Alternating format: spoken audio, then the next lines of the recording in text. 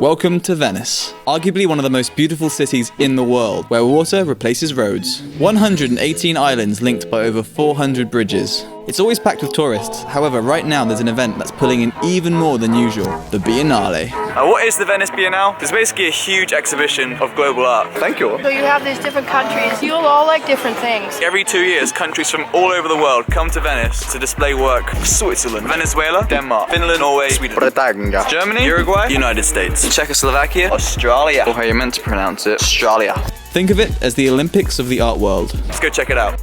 A visit to the Biennale starts at the Giardini, a garden where the great powers of the 20th century built pavilions to display their contemporary work. So these are all huge spaces for different countries. Every space is entirely different and constantly redesigned by the artists. I'm not going to analyse all the art in this video, but I will mention 3 countries I found most memorable.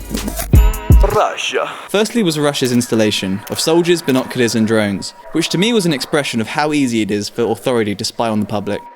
There was also a labyrinth of rooms called blocked content, showing humans frozen in objects. They became fully visible through a virtual reality app. I understood this as an objectification of a censored internet. We are in Italy, so I don't feel guilty to have 2-3 coffees a day. Coffees are so darn good. So for Japan, there's this huge queue, and we're gonna go up these stairs where there's a little hole. This person in front of us lined up for 30 minutes and didn't even look through the hole. I have no idea why. That huge queue was to poke your head through this tiny hole. And as you're walking around the Biennale, you can take a break from the art and just admire the beautiful canals of Venice. So far, it's incredible. Really amazing work. Israel, Romania, Poland, Canada, Brazil. And now we're going to France. Korea. It's such a great idea to see all these different countries, different influences, different political events happening, and all these artists reacting. Greece. Another memorable piece was Greece's video installation, Laboratory of Dilemmas. It featured a group of scientists discussing how to undertake their experiment on a human body. World's best scientists are working for the future of humanity.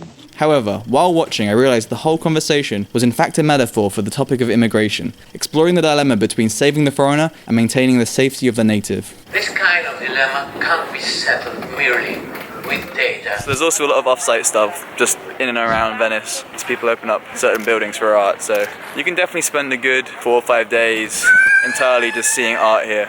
Alright, now we're going into Egypt. My favourite work was by Egypt, an installation that told the story of a village living in fear of a mountain. A young girl climbs the mountain to prove to the village that they don't need to continue following old beliefs of their ancestors. As the artist described, the mountain is fear. Fear of everything. Fear of the unknown, fear of authority, all these different kinds of fears that grow up in our life. I decided that this time we should face the mountain and we should conquer it. It's funny, in most countries the signposts will point to restaurants. In Italy they have a dedicated icon just for pizza. Pizza this way. Now we have Austria. Looks like this truck took a wrong turn. So this is a caravan full of holes. Okay. Yes.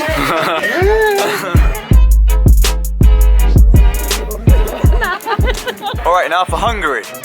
The Netherlands. Serbia. Hispania. Belgium. Beautiful dress. We have to take a break to show you an incredible sunset. These are the kind of things you see in Venice. A massive stone body just lying by the water. Righty-ho, so we just finished the gardens, now onto the Arsenal. The Biennale started in 1895 when the mayor of Venice, Riccardo Selvatico, had the idea of launching an international art exhibition. Since then, many other countries have joined in and displayed their work in the nearby Arsenal, Venice's old industrial complex of shipyards and armories. And we go. Thank you.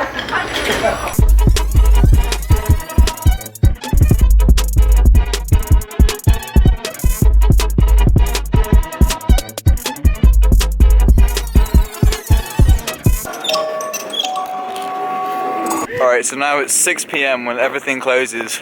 We got to the exit, and even the exit's closed. Hopefully the entrance is still open. Let's see if we can hitch a ride with this van. Didn't work. Walking past planets which make noises. Welcome to the world of art. So that was the Venice Biennale, and hopefully that gives you an idea of what it was all about. Thanks for watching. Until next time, I'll scrum it out.